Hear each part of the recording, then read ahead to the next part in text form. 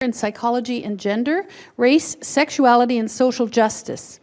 Since then, she's worked in numerous locations in the downtown Eastside, including Urban Native Youth Association, the Wish Drop-In Society, and YWCA. In December of 2018, Jessica will successfully complete the Complex Trauma Graduate Certificate from the Justice Institute of BC. She currently works as Aboriginal Infant Development Consultant at YWCA, Crabtree Corner, and as a research assistant with the UBC School of Nursing. So I'll turn it over to Jessica. I don't need a mic, right? I'm okay? Mic there, you can. Okay. Okay. Good afternoon, everyone. I want to again begin by acknowledging the unceded territory of the Coast Salish people that we're gathered on today. I'm grateful to them for hosting us and to all of you for having me. This presentation is a quick look inside a trauma and violence-informed physical activity program for pregnant and parenting women in the downtown Eastside.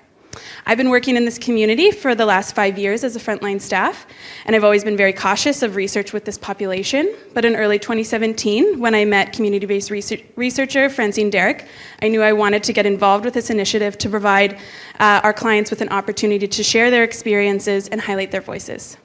Taking Steps Warrior Women's Wellness Program includes month-long introductions to various physical activities around the community, but today I thought I would walk you through our weekly walking group because it's really at the heart and soul of our program. It was the first activity the women said they wanted and remains our most popular. We walk Friday mornings at 10 a.m. and head out to one of 3 local parks, Strathcona, Crab Park, or Science World.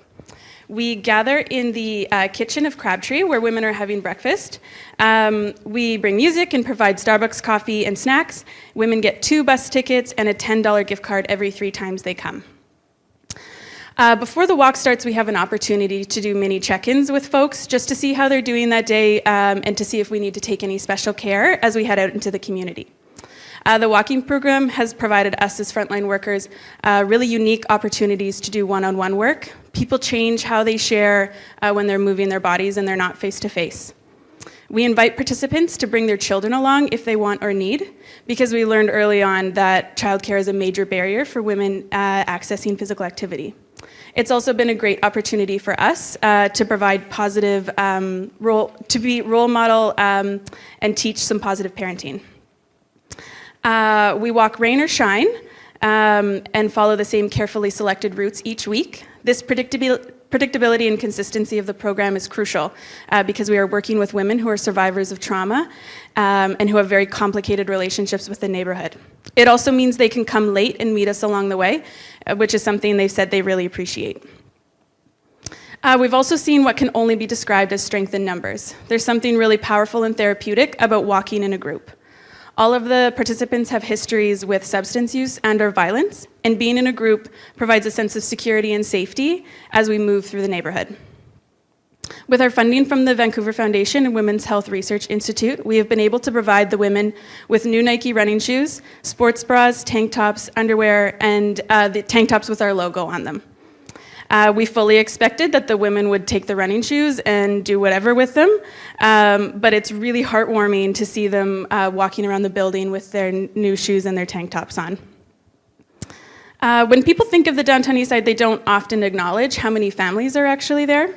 As we cruise through the streets of Strathcona and Railtown, we can be quite a spectacle, and I notice as heads turn and people seem to wonder, like, what is going on here? I interpret this as a taking up of space, as a reclamation of the neighborhood and land. It's a message of resiliency to the community that families are happy, healthy, and safe. One of the most unsuspected but touching themes to come from our 3- and 6-month follow-ups have been around friendship. When we ask the women what their favorite part of the group is, almost all of them say meeting up and hanging out with friends. The program also facilitates a connection to nature and provides opportunities and moments for mindfulness and calm from the chaos of their daily lives. It also provides opportunities to introduce new parks and resources in the community for families. The next photo is from a special event where we went to Lynn Canyon Suspension Bridge. A few of them were very scared to cross the bridge, but they did it, and I think that the safety of the group really provided them an opportunity to conquer their fears.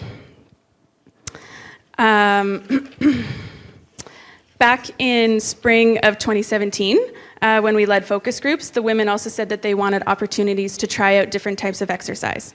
So each month we facilitate introductions to various activities, and true to community-based research, we drew on existing resources, services, and organizations that are already running in the downtown Eastside. Our first partnership was with Eastside Boxing, which has been very successful. We are returning for our third time there this month because it's been so popular. This program is really wonderful, and they're really invested in supporting the community. They're actually starting their own group on Thursday mornings that is based on our program. This fall, the women wanted to try out yoga, so we teamed up with Yoga Outreach, whose instructors are all trained in trauma-informed yoga. As symptoms of their trauma histories, so many of the women endure anxiety and depression and are often told by medical professionals to try yoga or meditation to manage them. But these activities are very intimidating to attempt solo. So again, bringing it back to this idea of the group allows space to be trust and be vulnerable. We spent 8 weeks with Forest and the Femme this summer, an independently funded nonprofit that facilitates picnics and nature walks to some of the most marginalized women.